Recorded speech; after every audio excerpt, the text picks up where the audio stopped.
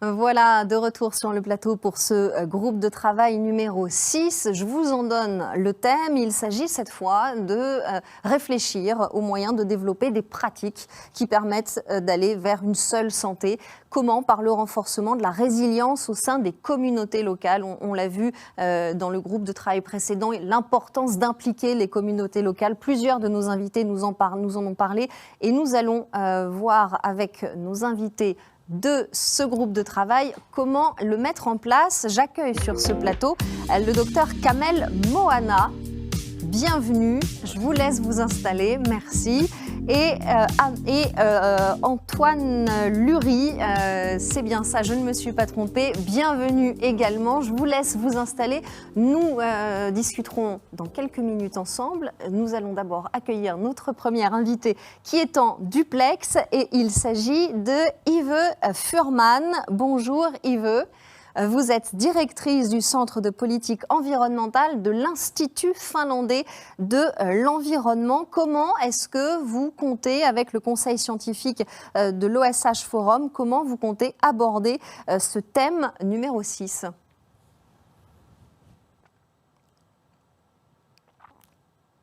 Alors, je crois que nous avons également un petit problème de micro. Yves, peut-être l'activer. Et c'est Yva, excusez-moi.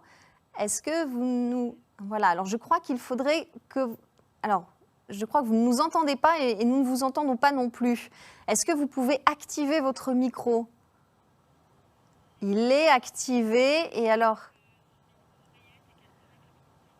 Alors, on me suggère que vous débranchiez votre oreillette de votre ordinateur pour nous parler directement.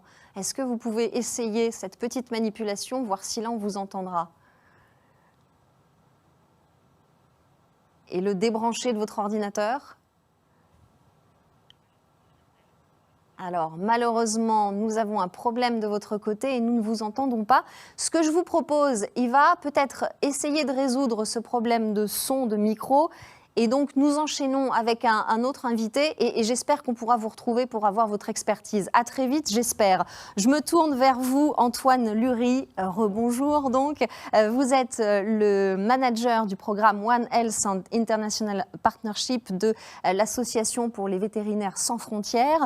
Comment est-ce que vous allez mettre en pratique ce concept de One Health concrètement ? Bonjour, merci pour l'invitation. Donc, le concept One Health n'est pas nouveau pour nous, donc on est une ONG spécialisée vétérinaire, d'agronomes et de vétérinaires. Ça fait déjà plusieurs années qu'on met en œuvre des projets One Health. Au départ, ces projets n'étaient pas forcément labellisés One Health, mais on a été naturellement invité à le faire parce qu'on traite de santé animale. Et donc rapidement, on a commencé à traiter de la question des zoonoses, bien sûr. Et parce que par le volet agronomique, on est très engagé dans la transition agroécologique qui nous amène à beaucoup de dimensions aussi du concept One Health. Donc c'est une thématique sur laquelle on travaille déjà depuis longtemps. C'est une thématique sur laquelle il y a encore beaucoup de travail à faire. On a déjà développé des outils, mais il faut aller plus loin aujourd'hui. Et d'où l'intérêt d'avoir des partenariats avec la science, avec d'autres acteurs, des partenaires techniques, des partenaires financiers, pour aller plus loin dans ces démarches. Donc, globalement, ces dernières années, je peux illustrer nos actions autour de deux projets qui sont un peu emblématiques. Un premier projet qu'on mène depuis 2005 au Mali, c'est un projet de caravane de santé mobile mixte. Donc, en fait, c'est des caravanes qui sont composées d'un docteur vétérinaire, d'une infirmière, d'un guide, et qui font des tours dans la zone du Nord Mali, y compris aujourd'hui en zone de conflit, pour apporter des soins primaires et travailler beaucoup aussi sur la prévention, qui est très importante, y compris sur le dépistage et la prise en charge de la malnutrition, et développer un système en fait d'épidémiosurveillance et d'alerte et de réponse précoce. Donc c'est un système qui fonctionne depuis 2005, qui fonctionne encore aujourd'hui, qui est reconnu maintenant dans la pyramide de santé malienne et qui est aussi reconnu dans les accords de paix d'Alger. Donc ça, c'est un premier projet, plutôt axé santé animale, santé humaine. Et au Cambodge, par exemple, on travaille sur des approches intégrées à l'échelle des villages. en faisant de la sensibilisation sur les 3 dimensions de la santé, donc santé animale, santé humaine, et aussi environnement, donc y compris sur la gestion des déchets par exemple, sur l'utilisation des pesticides. Et en fait, ces actions de sensibilisation sont traduites en actions concrètes collectives, donc chaque dimension a sa part d'action collective. Et tout ça finalisé par, on a créé des Community Health Days, donc là qui réunissent les membres du village avec les services techniques déconcentrés. Et ce lien, et c'est ce qu'on essaie de faire dans tous nos projets, c'est travailler au niveau local avec les populations, avec les agents communautaires qui existent. Il y a très souvent des agents communautaires de santé humaine, de santé animale, parfois de gestion de l'environnement. Il faut appuyer ces personnes-là, les faire travailler ensemble et surtout les faire travailler avec les services techniques déconcentrés. Je crois qu'un enjeu aujourd'hui, il y a beaucoup d'enjeux. Comme vous l'avez mentionné au début, c'est l'implication des communautés locales, mais c'est aussi l'implication des autorités locales, parce que les démarches sont très centralisées, ne vont pas jusqu'au terrain. Et donc il y a un enjeu aujourd'hui de mobiliser aussi les autorités locales, les services techniques déconcentrés. Et c'est d'autant plus intéressant qu'on se rend compte que la coopération et la coordination, elle est souvent plus efficace aussi, plus rapide et efficace au niveau local que des processus centraux qui sont nécessaires aussi, même essentiels, mais qui prennent plus de temps. Donc les 2 processus peuvent se nourrir. Il y a un autre point qui est très important, c'est aussi la dimension de partenariat multi-échelle. Donc il faut travailler du local au central et vice-versa, mais il faut travailler aussi entre acteurs. Plus travailler avec d'autres ONG techniques, avec d'autres partenaires locaux, des organisations de la société civile. Il faut vraiment rentrer dans un processus de co-construction, parce que même s'il y a beaucoup de choses qui ont été développées ces dernières années, enfin beaucoup de concepts qui ont été développés, il y a encore beaucoup à créer, à expérimenter. On est au début de ces approches-là. Il faut intégrer mieux la dimension environnementale, sortir d'une approche uniquement par les zoonoses pour aborder la santé dans toutes ses dimensions, donc en intégrant santé des écosystèmes, santé des territoires aussi, en travaillant vraiment sur les déterminants de la santé à l'échelle d'un territoire. Et puis, un point qui nous semble très important, il faut développer des partenariats technico-scientifiques. Il faut travailler plus avec la recherche, entre ONG, par exemple, techniques de terrain et recherche, pour mieux comprendre les interactions entre ces différentes dimensions de la santé. C'est essentiel, mais aussi pour travailler sur des outils, par exemple, de suivi-évaluation, qui nous permettront d'évaluer en fait l'efficacité de notre action. Et aussi, et c'est très important, de travailler... et j'ai un petit trou. Bref. Vous étiez sur la présentation de ces 2 projets et de ces différents moyens d'action sur la coopération qui était très importante avec les autorités locales, cette décentralisation qui était très importante. Non, le dernier point que je voulais mentionner, qui est inclus en fait dans le travail de ce groupe de travail, c'est l'analyse des changements de pratiques. En fait, pour travailler avec des communautés locales, particulièrement dans les pays du Sud, en milieu rural, il faut comprendre quels sont les leviers, les facteurs de blocage et les leviers pour changer leur comportement. C'est-à-dire, par exemple, pour qu'ils puissent participer à des systèmes d'épidémiosurveillance, pour qu'ils soient incités en fait, à participer à ces actions collectives, comment faire en sorte qu'ils développent une notion de responsabilité collective. Et donc là, la recherche aussi a un rôle à jouer.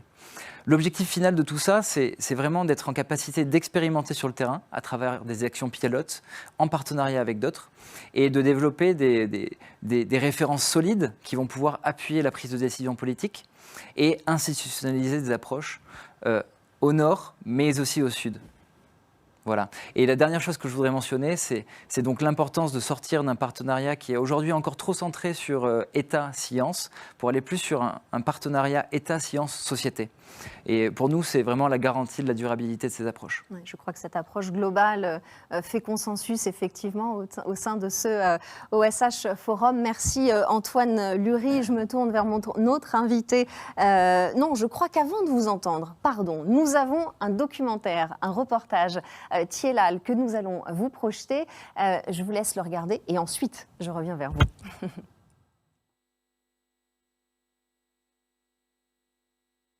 Entre 2021 et 2023, le projet Thielal va intervenir dans le département de Vélingara pour opérationnaliser le concept One Health. Le programme aura lieu dans le département de Vélingara parce que c'est une zone de production de coton qui est importante avec une utilisation élevée de pesticides. De plus, c'est l'automédication en utilisant des produits qui souvent sont issus du trafic frauduleux des antibiotiques. Cette utilisation d'antibiotiques non contrôlée se retrouve aussi en matière de santé humaine. Concrètement, la stratégie proposée s'adosse à une démarche participative et intégrative de l'ensemble des secteurs. Nous comptons travailler avec les acteurs professionnels, que sont les médecins au niveau département, mais aussi les chefs de poste vétérinaires, les infirmiers, les relais, les auxiliaires, des acteurs de l'agriculture, pour qu'on puisse ensemble, à partir de groupes de discussion au niveau des villages, identifier les problèmes liés à l'utilisation des produits chimiques. L'ensemble de ces problèmes vont être validés au niveau communal avec la collectivité territoriale et l'administration territoriale. Le projet Tchellal offrira donc à ces acteurs l'opportunité de s'adresser à la même cible en même temps en tenant compte de la diversité des facteurs pouvant influer sur l'utilisation de ces produits. Le projet va appuyer des actions de sensibilisation en s'appuyant sur les radios communautaires. Le projet a prévu de mettre en place des champs-écoles qui pourront permettre de comparer deux types de cultures, des pratiques conventionnelles et des pratiques basées sur les bonnes pratiques. En élevage, ceci va se faire au niveau de troupeaux qui pourront bénéficier d'un accompagnement en termes de biosécurité.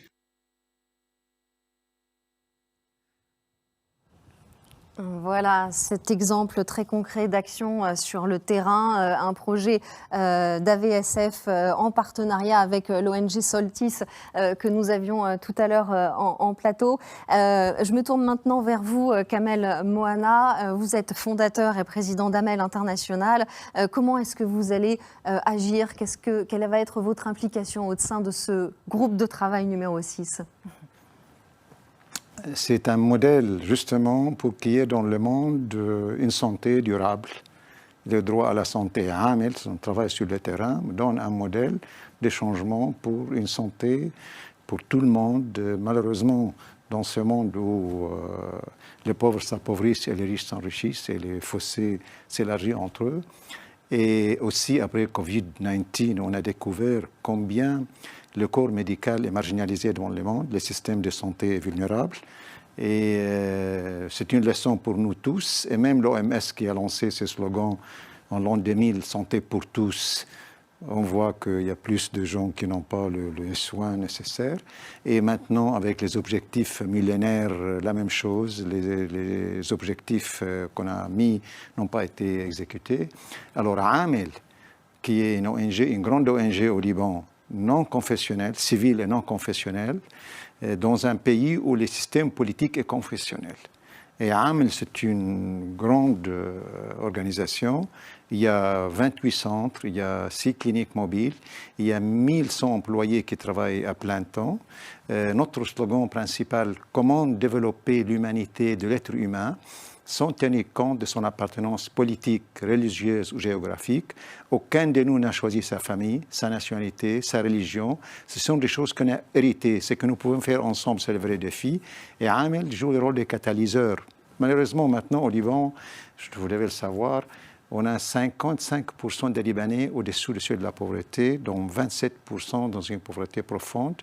On a 1,5 million de réfugiés syriens depuis 2011, ce qui équivaut à 22 millions en France, c'est ce que j'avais dit à M. Macron quand il a visité un de nos centres à Beyrouth.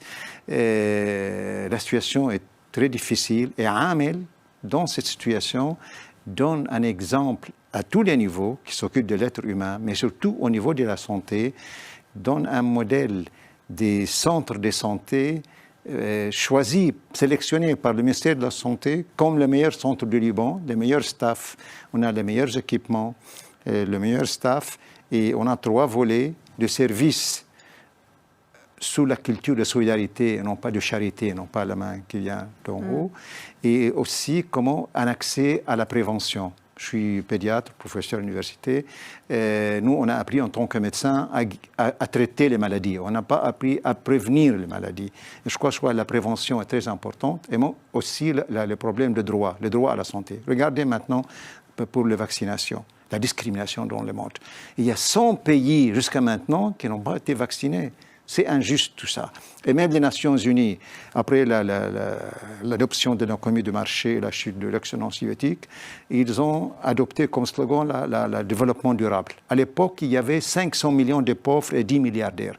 Avec tous les discours qu'on entend, aujourd'hui et ailleurs, sur le droit, la participation de la femme, maintenant on a 2 milliards de pauvres et 500 milliardaires.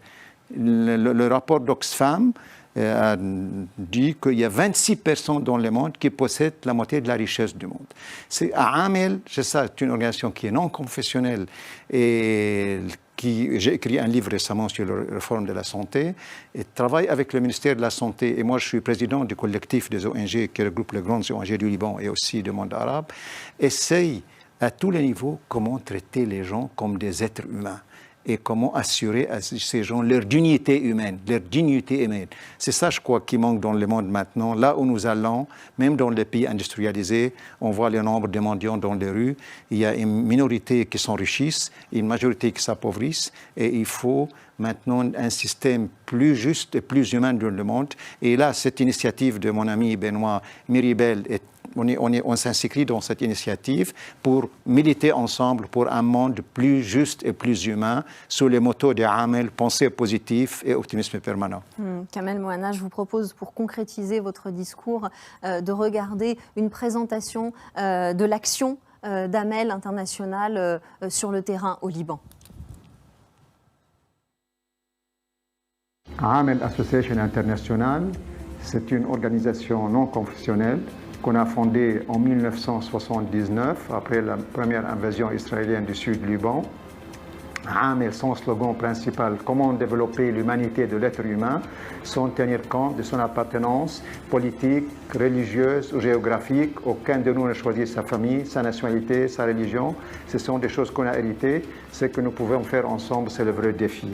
Amel, comme je l'ai dit, qui est non confessionnel, surtout au Liban, une grande organisation. Elle a 28 centres, 6 cliniques mobiles, 2 unités mobiles éducatives, une unité de protection pour les enfants de rue. Il y a 1100 employés à plein temps, 85% sont de jeunes filles, elle est gérée par les jeunes et qui est devenue internationale aux États-Unis, en France, en Belgique, en Suisse et en Afrique. On travaille pour la dignité humaine. Le mouvement qui a été créé, One Sustainable Health, nous intéresse beaucoup parce que s'inscrit dans notre philosophie le droit à la santé. Le service que nous faisons dans nos centres sont des services de qualité basés sur la solidarité et non pas la charité. Ce n'est pas la main qui vient de haut. Aussi le développement avec les gens et non pas au nom des gens, surtout de faire promouvoir la prévention et aussi la culture de droit et en particulier le droit à la santé. Je crois les leçons apprises à Amel qui fournit 20 000 consultations par mois. C'est un modèle. Ces centres de soins primaires sont sélectionnés par le ministère de la Santé comme le meilleur centre du Liban, dans un modèle de changement au Liban et ailleurs. Et c'est intéressant qu'on travaille ensemble, Sud-Liban, à pied d'égalité, partenaires et non tuteurs, et éviter la culture non coloniale, nous apprendre comment il faut travailler et militer ensemble pour le droit à la santé et pour un monde plus juste et plus humain. Et nous continuons la découverte de nos invités, de nos experts de ce groupe de travail numéro 6 sur le développement des pratiques en faveur d'une seule santé par le renforcement de la résilience au sein des communautés locales. Nous avons, je crois, résolu le problème de micro d'Iva Furman. Je crois que cette fois-ci, vous nous entendez et nous vous entendons. Iva, quelle va être Yes. Parfaitement. Je peux vous entendre. Quel va être votre rôle, Iva, au sein de ce groupe de travail? Yeah, so the role of the sub is en very fait, much on bringing the local level and the communities on l'objectif board. est d'amener à bord les communautés. Cette approche OSH, c'est le S pour Sustainable, c'est-à-dire durable. Et il faut que le développement soit durable parce qu'il faut que ce soit pour un monde juste et sûr pour tout le monde, quel que soit le niveau. Et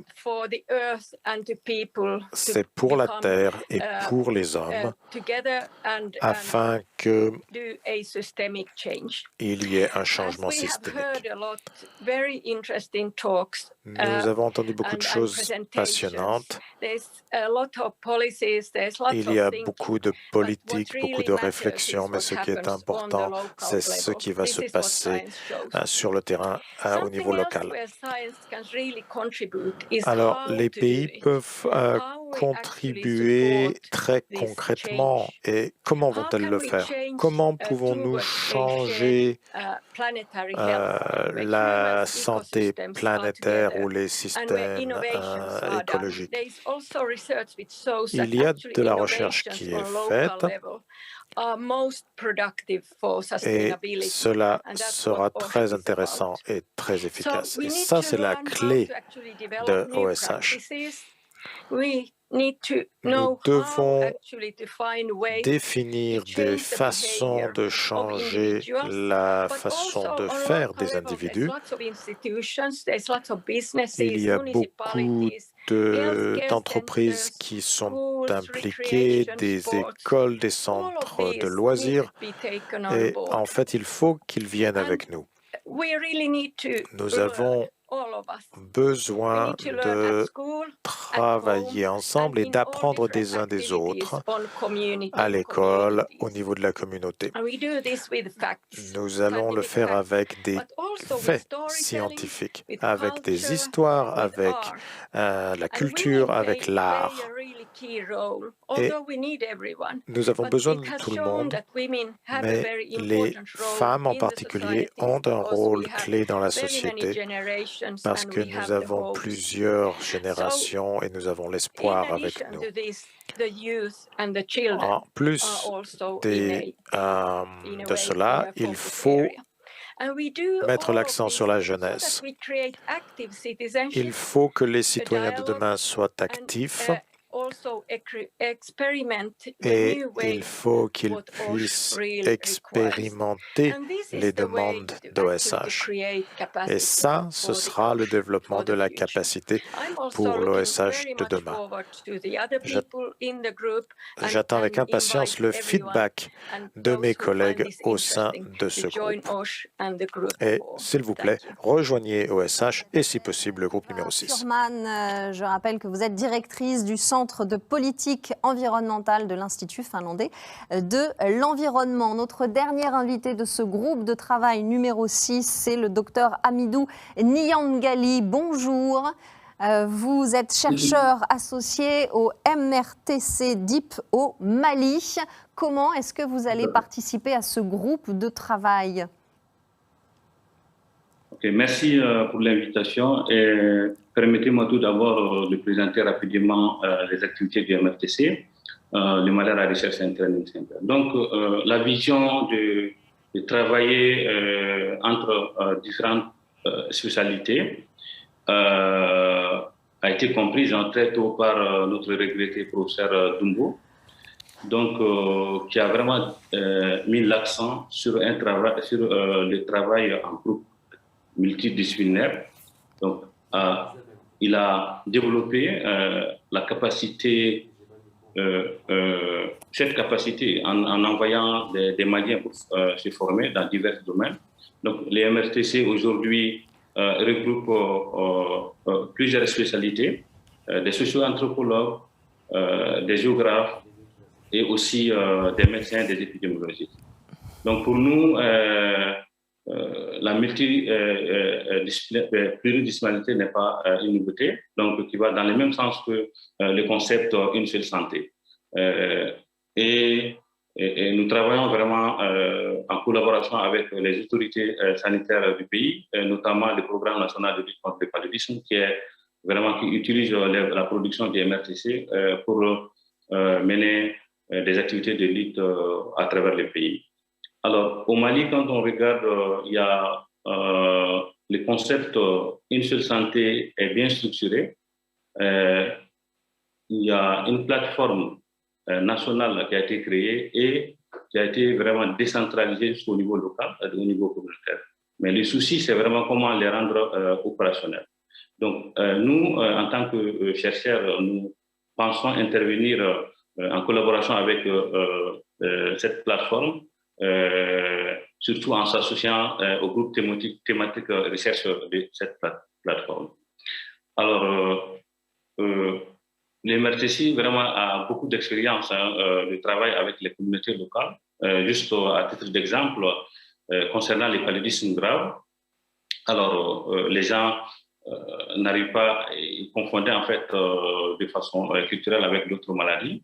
Donc, ce qu'on a fait, c'est de dire aux tradithérapeutes, quand vous voyez des enfants qui convulsent, il faut les amener au centre de santé. Donc, ensemble, on va essayer de trouver une solution. Donc, ça, nous avons développé dans une zone réglée et depuis 2002, ça fonctionne parfaitement. Donc, on a vraiment moins de cas de décès liés au paludisme dans cette localité. Donc, pour les autres maladies, c'est vraiment de faire aussi avec la communauté et en les impliquant dès le début, afin de les aider à identifier les problèmes de santé et de les aider à prendre en charge, de trouver des solutions à ces problèmes de santé.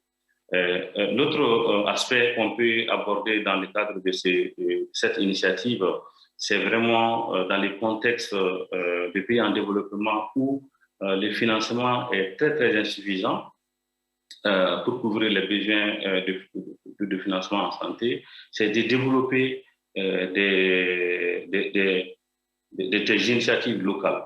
Et ça, nous sommes en train de tester une stratégie au niveau local, c'est vraiment d'amener les communautés à préfinancer, en fait. Mettre en place un mécanisme de préfinancement pour faire face au socle de santé.